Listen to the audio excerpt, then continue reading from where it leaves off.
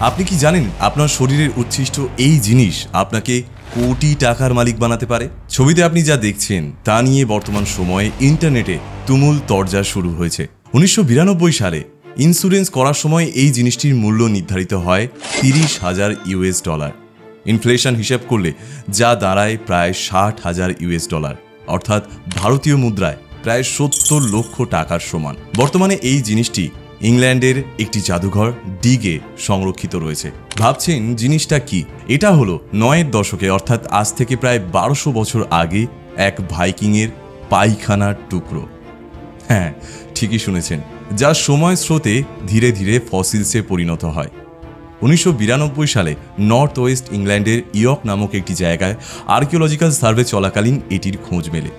227 গ্রাম ওজনের, 8 ইঞ্চি লম্বা এবং 2 ইঞ্চি প্রস্থের এই পায়খানার টুকরোর নাম রাখা হয় লয়েডস ব্যাংক কপ্রোলাইট। তাই কখনো ভাববেন না যে আপনার জীবন ব্যর্থ।